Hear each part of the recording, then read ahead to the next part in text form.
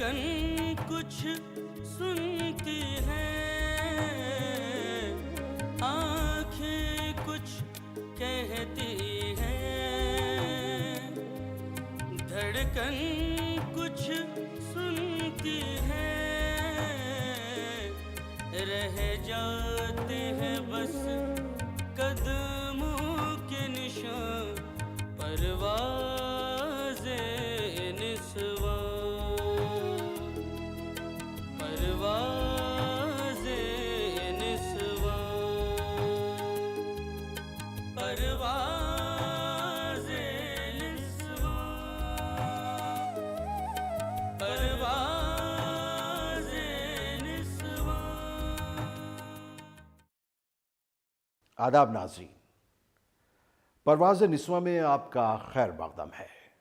اس programme کے تحت جیسا کہ آپ جانتے ہیں، ہم آپ کی ملاقات ہندوستان کی ایسی خواتین سے کراتے ہیں جنہوں نے اپنی محنت، اپنی لگن اور اپنی صلاحیت کے دم پر ہندوستان کی تاریخ میں اپنا نام پیدا کیا ہے، اپنے لیے ایک مقام بنایا ہے۔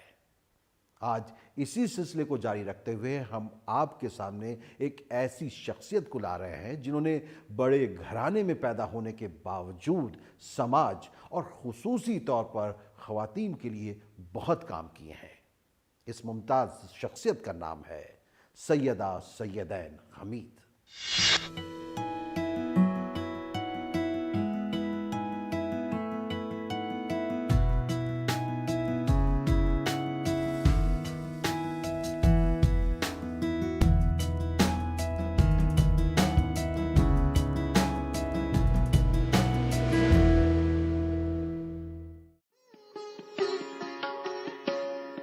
سیدہ سیدین حمید صاحبہ ایک ایسے خاندان سے تعلق رکھتی ہیں جہاں ہر شخص آفتاب اور مہتاب ہے۔ وہاں کا ہر نفس ذروں کو آفتاب بنانے کا ہنر جانتا ہے۔ سیدہ کا ددیحالی رشتہ خواجہ الطاف حسین حالی سے جا ملتا ہے۔ خواجہ الطاف حسین حالی کی ذات ہندوستانی ادب کے معمار کی حیثیت سے جانی جاتی ہے۔ سیدہ سیدین حمید ایسے ہی دانشور اور روشن خیال گھرانے میں پیدا ہوئی ہیں۔ میری پیدائش تو کشمیر میں ہوئی۔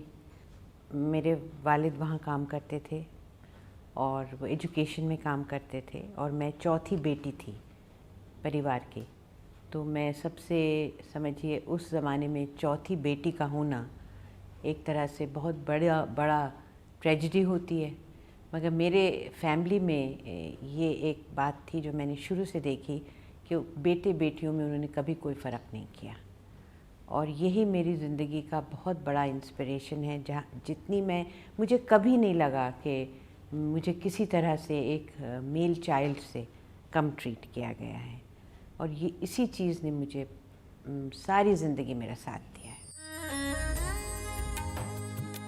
سیدہ ایک بہت ہی ترقی پسند گھرانے سے تعلق رکھتی ہیں جہاں تعلیم کی شروع ہی سے بہت اہمیت رہی ہے۔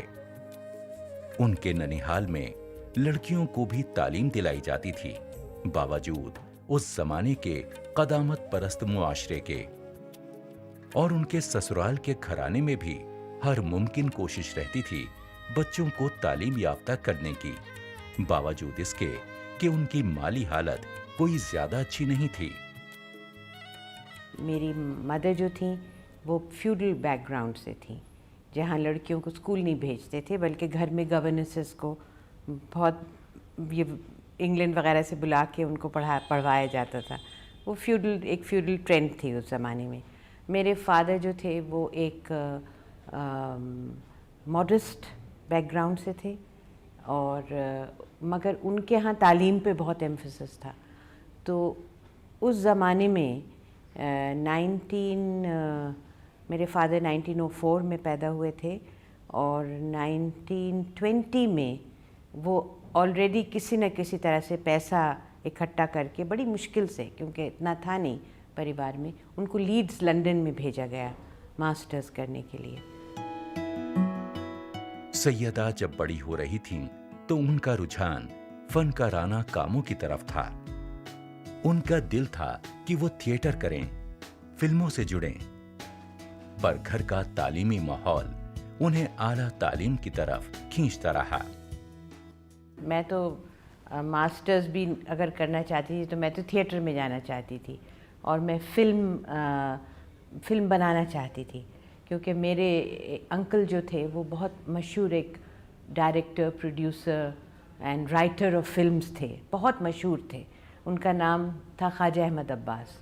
وہ لاسٹ پیج لکھتے تھے بلٹس کا, جو انہوں نے 45 ایئرس تک ہر ہفتے لکھا, اور انہوں نے راج کپور کے لیے شری 420, آوارہ, میرا نام جوکر, جو ان کی لینڈ مارک فلمز ہیں, سب انہوں نے لکھی, ڈائلاگس, اسکرین پلے. تو میں بہت انسپائرڈ تھی اس سے. مگر ہماری فیملی میں فلموں میں کوئی بھی کام کرنا, کیمرے کے سامنے تو بالکل ہی نہیں, پر بنانا بھی اتنا زیادہ اچھا نہیں سمجھا جاتا تھا. تو مجھے پھر ایکیڈیمکس میں میرے فادر نے کہا کہ وہ تو کر لینا تم تھیٹر بعد میں, ابھی تو پڑھائی کرو. تو اس لیے میں پھر ماسٹرز کیا, PhD کیا. اپنے والد محترم کی تاکید پر اور ان کے نقش قدم پر چلتے ہوئے سیدہ اپنے تعلیمی سفر کو آگے بڑھاتی رہیں اور دنیا کے اعلیٰ ترین کالجوں میں پڑھائی کی. میرے فادر گئے وزٹنگ فیکلٹی کے طور سے. ان کو آپ پوسٹ ریٹائرمنٹ, اس زمانے میں 58 میں ریٹائر ہو جاتے تھے, 55 میں ریٹائر ہو جاتے تھے, تو پوسٹ ریٹائرمنٹ ان کو وزٹنگ پروفیسر کے طور سے, وزٹنگ فیکلٹی کے طور سے امریکہ میں بلایا. تو پھر میں اونلی ڈپینڈنٹ چائلڈ تھی, تو میں ان کے ساتھ چلی گئی. تو وہاں میں نے پھر پڑھا, اور پھر اسی طرح سے ایک بار لگ گئی ایکیڈیمکس میں, تو پھر I had to also prove myself. Syeda نے 1963 میں دہلی یونیورسٹی سے BA کیا اور پھر اعلیٰ تعلیم کے لیے امریکہ چلی گئیں. وہاں انہوں نے ہارورڈ یونیورسٹی سے MA کی ڈگری حاصل کی. ماسٹرز کر کے آئی یہاں, تو پھر میرے لیے میری فیلڈ لٹریچر میں نے کیا تھا امریکہ سے, تو میرے لیے صرف ایک ٹیچنگ فیلڈ اس وقت اوپن تھی. اس وقت لیڈی شری رام کالج ایک بہت اچھا کالج, آج تک بہت اچھا کالج ہے. تو انہوں نے دے گیو می اے لیکچررز پوزیشن. تو میں نے بہت تھوڑا وہاں پڑھایا, 1-2 سال, اور اس کے بعد پھر آئی گاٹ میرڈ, اور میں پھر چلی گئی باہر. اس بار میں امریکہ نہیں گئی, کینیڈا گئی, اور پھر وہاں میں نے اپنا PhD ختم کیا یونیورسٹی آف البرٹا میں. پھر میں نے بریفلی پڑھایا, اور اس کے بعد پھر میں اور کاموں میں لگ گئی. سیدہ کی پرواز پھر رکی یا تھمی نہیں. پڑھائی کے بعد ان کا لکھنے کا سلسلہ شروع ہو گیا. لکھنے کا ہنر بھی سیدہ کو وراثت میں ہی ملا. دیکھیے, رائٹنگ تو میری فیملی میں ایک ایسٹ تھا جو میں نے انہیریٹ کیا اپنی فیملی میں. اس میں پورا میرا انہیریٹنس ہے. میرے جو گریٹ گرینڈ فادر تھے, ان کا نام تھا الطاف حسین حالی. انہوں نے آج سے 150 سال پہلے عورتوں کی پرابلمز, عورتوں کے اسٹیٹس, اور اسپیشلی گرل چائلڈ پہ انہوں نے پوئٹری لکھی, جو آج میں سمجھتی ہوں اتنی ریلیونٹ ہے, کیونکہ اس 150 سال پہلے کون لکھتا تھا لڑکیوں کے بارے میں. پھر میرے فادر جو تھے وہ رائٹر تھے, وہ فلاسفی آف ایجوکیشن پہ لکھتے تھے. ان کی کتابوں کے ذریعے وہ زیادہ فیمس تھے. اور پھر میرے چاچا جو تھے, جن کا نام عباس, خواجہ احمد عباس تھا, جنہوں نے کم سے کم بھی 74 کتابیں لکھیں. ان کی ایج 73 ہوئی, مگر 74 کتابیں لکھیں, شارٹ سٹوری کلیکشنز, اور بہت سی فلموں کی بے حد سکسیزفل کہانیاں. تو رائٹنگ واز ان میری جینز میں, میری DNA میں رائٹنگ تھی. لکھنا ان کے DNA میں ہے, یہ بات بہت جلد ثابت ہو گئی جب انہوں نے محض 9 برس کی عمر میں اپنی پہلی کتاب لکھی, آؤ دوست بنائیں. میری پہلی کتاب جب میں 9 سال کی تھی, تو میرے ساتھ پہلا ایکسپیرئنس ہوا کمیونل ڈسکرمنیشن کا. پارٹیشن مطلب ایک طرح سے پورا ملک پارٹیشن سے ہلا ہوا تھا, اور یہاں ہم لوگ رہتے تھے سجان سنگھ پارک میں. تو وہاں پہلی بار میرا نام سن کے, اور چھوٹے چھوٹے بچوں نے, میں بھی چھوٹی سی بچی تھی, بچوں نے مجھ سے کھیلنے سے منع کر دیا کہ تم تو مسلم ہو، ہم تمہارے ساتھ نہیں کھیلتے. ایلیٹ کالونی ہے، بہت ایلیٹ کالونی ہے. تو میں بہت اداس ہو گئی اور پھر میں کئی دن تک کھیلنے نہیں جاتی تھی. تو میرے فادر نے پوچھا بھائی کیوں نہیں جاتی؟ کچھ نہیں، بچے بتاتے ہی نہیں ہے ایکسپیرینسز. فائنلی جب پتہ چلا تو انہوں نے کہا اچھا اب بیٹھو اس پہ ایک کہانی لکھو. تو وہ میں نے کہانی لکھی، اس کا نام تھا، ہندی میں اس کا نام تھا آؤ دوست بنائیں، ہندی، اردو اور انگلش میں. تو وہ چھوٹی سی پتلی سی کتاب تھی. تو وہاں سے آپ سمجھیے وہاں سے میری لکھنے کی شروعات ہوئی. اور وہ کتاب میں سمجھتی ہوں آج بھی جو ہم جس طرح کے دیش میں جو ہمارے سامنے جو چیلنجز ہیں، اس میں ایک بچی کی نظر سے یہ جو ریلیجس کمیونل وہ جو ایک زہر ہمارے اندر گھولا جاتا ہے، وہ ایک بچی کی نظر سے چھوٹی سی کتاب میں وہ بات بالکل انوسینٹ ہے. تو دیٹس مائی فرسٹ بک. سیدہ حمید اپنی تعلیم مکمل کرنے کے بعد کبھی بھی خاموش نہیں رہیں، یعنی کہ وہ کبھی اپنی تحریر کے ذریعے، کبھی اپنی تقریر کے ذریعے اور کبھی اپنی لکھی ہوئی کتابوں کے ذریعے اپنے پیغام کو دوسروں تک پہنچاتی رہیں. سیدہ نے مختلف موضوعات پر کتابیں لکھی، مذہبی، سماجی، ترقی پسندی اور مولانا آزاد اور ذاکر حسین جیسی شخصیات پر. میں نے جب اسلام کے بارے میں پڑھا، میں نے جب مولانا حالی کو پڑھا جو کہ بہت بڑے اسکالر بھی تھے اسلام کے، مجھے لگا کہ مسلم ویمن کا کتنا غلط امپریشن اور ان کے رائٹس اور ان کی جو اسٹیٹس ہے اس کا کتنا غلط امپریشن ہے. تو پھر میں نے اس کے بارے میں لکھنا شروع کیا. تو ایک طرف تو یہ سیریس ٹاپکس تھے جیسے مولانا آزاد، جیسے الطاف حسین حالی، یہ بھی کتابیں، جیسے ذاکر حسین پہ میں نے لکھا teacher who became president, the president of India who was essentially, ہمیشہ وہ ٹیچر ہی رہے آخر تک. تو اس پہ میں نے لکھا. پھر مجھے صوفیزم میں انٹرسٹ ہوا اسلام کے as a offshoot of Islam. تو میری رائٹنگز جو ہیں ایک طرف تو کریٹیو رائٹنگ ہے میری، اور دوسری طرف میری یہ اسلام اینڈ صوفیزم اور بڑے بڑے اسلامک اسکالرز، اور تیسری طرف جو میری رائٹنگ ہے وہ ہے ڈیولپمنٹ پہ. کیونکہ پھر میں نے پلاننگ کمیشن میں، پہلے ویمنس کمیشن میں کام کیا، تو میں نے ایک کتاب لکھی جو کہ میرے وائلنس اگینسٹ ویمن جو 10 لینڈ مارک کیسز میں نے کیے، ان کی کہانیاں بنا کے میں نے اس کے بارے میں لکھا. تو وہ ایک کتاب ایک بہت اچھی feminist publication Kali for women انہوں نے چھاپی. اور اس کے بعد میں نے یہاں جو میرا پورا پلاننگ کمیشن کا ایکسپیرینس تھا اس کو لے کے میں نے لکھا beautiful country stories from another India. مطلب وہ بھارت جو میں نے دیکھا جہاں بہت اچھی اچھی باتیں بھی ہو رہی ہیں، نہ اس کی اچھی باتیں نہ بری باتیں، مطلب وہ ایک انویزیبل انڈیا ہے. اصل میں سبجیکٹ تو یہ چھوڑتی نہیں ہے بغیر گہرائی تک جانے میں. مثلا انہوں نے اسٹڈی کیا مولانا ابوالکلام آزاد کو، تو جب سے ابوالکلام آزاد کی چھوٹی سی عمر تھی اور اس پہ لکھنا شروع کیا. تو ان کی ایک کتاب ہے کہ آزاد کا جو رول ہے انڈیا کے انڈیپینڈنس میں. آزاد مسلمان تھا، مسلمان عالم تھا، قرآن کا بہت بڑا عالم تھا. تو اس نے اسلام کی سمجھ کی جڑ سے یہ بات نکالی کہ ہندوستان کو آزادی چاہیے. جو آزاد ان کی کتاب کے حساب سے آزاد تو 1915 میں 1914 میں آزادی کہہ رہا تھا، کانگریس نے تو آزادی 1930 میں مانگی.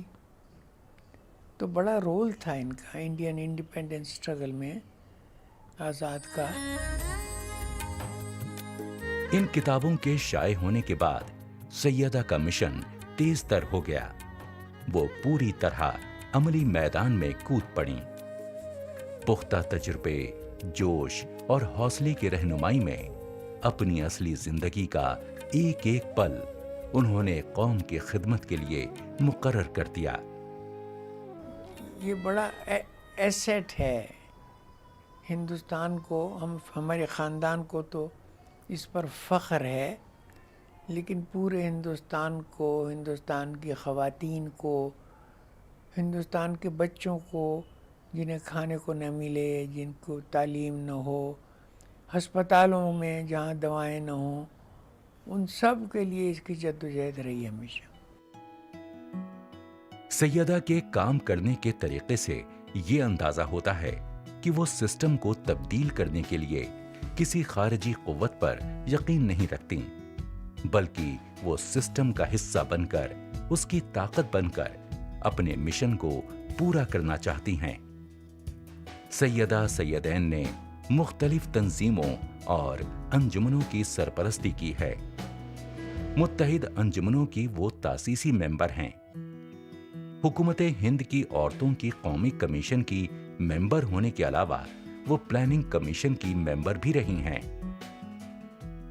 لوگوں نے دیکھا کہ یہ تو عورتوں کے حقوق کے لیے، بچوں کے حقوق کے لیے اتنی کوشاں ہیں، مسلمانوں کے حقوق کے لیے، تو گجرال صاحب نے انہیں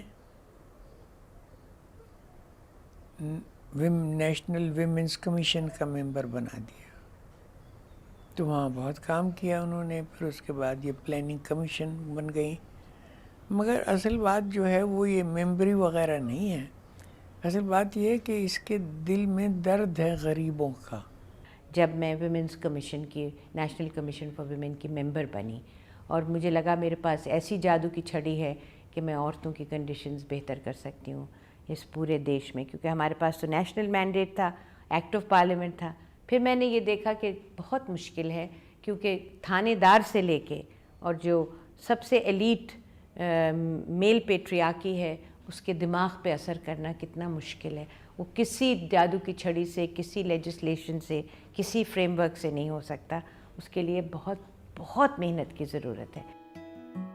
خواتین کے حقوق کے لیے لڑنا بھی سیدہ کی اعلیٰ پرورش اور پریوار کی روشن خیالی کا ہی نتیجہ ہے۔ چونکہ ان کے خاندان میں ماڈرنزم بھی تھا اور مذہب بھی تھا، اور پھر ابوالکلام آزاد کو پڑھنے کے بعد ان کو پتہ چلا کہ مذہب تو یہ نہیں کہتا کہ عورتوں کے ساتھ یہ کرو یہ کرو۔